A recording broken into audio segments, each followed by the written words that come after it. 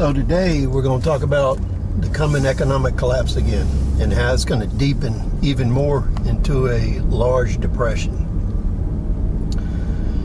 It's pretty obvious from now that the politicians are allowing all of the looting, burning, protests, how it impacts the movement of commerce. One of the basic tenets of law enforcement, the main reason they exist is not to apprehend criminals, but to maintain the peace so that commerce can occur. So what we're seeing today is dereliction of duty because they're allowing Antifa and BLM and other groups to block highways, impede interstate commerce, which gives the federal government direct intervention powers because the federal government manages interstate commerce. So at any time that an interstate is blocked from both a commerce standpoint and also the other main purpose the interstates were built was to support military traffic. So at any time anybody is blocking traffic, that's a federal offense. And it also falls under Defense Department regulations because that's supposed to be maintained open. So what we're looking at moving forward, we're going to see more protests because the protesters and rioters see that it's working. They're getting concessions from the government. They're basically getting immunity for most of their criminal activity. So until the immunity stops and there are consequences, this will continue. I think what will happen moving forward toward the election, this is all going to intensify. Once the election is over, no matter who wins, it's going to get even worse unless the money is cut off to these groups. I don't foresee that happening. I foresee the money situation continuing because if the Republicans win, there's going to be protests and riots. If the Democrats win, that's going to empower them. So you'll see much more of this activity.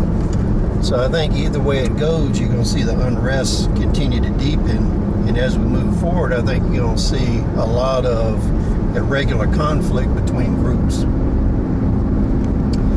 On the economic front, there's not much commerce going on now. There's not much manufacturing. So what a lot of people don't realize is most companies make the bulk of their money in November and December right during the Christmas holidays.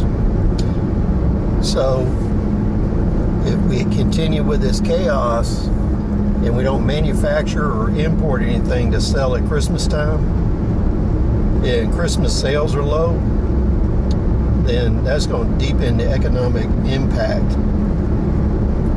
The second thing is Wall Street is going to be forced to sell in October, November, December in order to post a profit for the end of the year. So you can see all these forces moving forward are going to cause the economic depression to deepen quite a bit. Once the new president takes power in January, what you would see is there's no holds barred anymore. There's no reason to continue the facade that the economy's good and recovering. And I think, we've gone past the point of no return. Something's got to change. What that is, I don't know. So we've already gone to the crossroads and we've taken one of the paths. Now we have to see how it's going to work out. But based on these projections we just talked about, what can you do? What do you need to do? Half of the country is unemployed. So they're not going to have a very good Christmas, which means there's going to be no selling of material, no buying. With the deepening waves of COVID, this is going to accentuate unemployment and deepen it. So what you need to do is have the mindset that you may not be employed. You may not have a source of money. So you need to start looking at ways that you can do things that cost very little money, that cost no money. You may be trading labor for material. What can you do around the neighborhood, the county, the city to get stuff that doesn't cost money? What we're going to see is a return of dumpster diving, salvage operations, foraging, all that kind of stuff. Things that you need to look out for right now is you need to make maps of where there are abandoned places that have food supplies, such as fruit trees, walnut trees, pecan trees, places where they're dumping wood pallets. You can get those, cut them up, burn them. You can make things from them. You need to start thinking in terms of how you're going to survive the greatest depression we've ever seen. And for our viewers around the world, we know this is going to be worldwide, because as the economy in the U.S. slides, the economy in Europe slides, in Asia, everybody's going to slide. And you're going to see a reduction in commerce, both from disease, from military conflicts, and also political conflicts. So what's going to happen is, with a declining supply of money, a declining supply of materials, manufactured goods, you're going to see a lot of conflict on multiple scales. You're going to have local conflicts.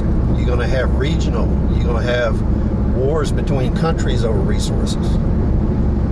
So as this continues to spiral out of control, you need to decide what you need to do today and start on it. Going forward, we'll probably make some videos to help you with some of these things. A couple things we were looking at is, we did a video where we talked about you using whatever weapons are found in your neighborhood that are at hand that you can barter, trade, or you can get people to give you. How you going to carry that ammunition?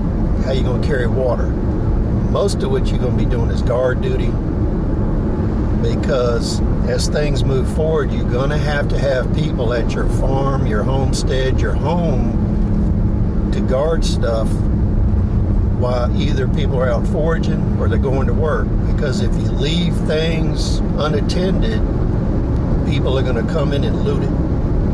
As the economy gets worse, crime's going to rise, people are going to be desperate. So you're going to have people staying at your location guarding things. Think about how you're going to do that. Remember, the casualties to any SHTF situation are the people you look at your supper table. So take a look around that supper table and decide what you're going to do today. Please rate, subscribe. We'll see you on the next one.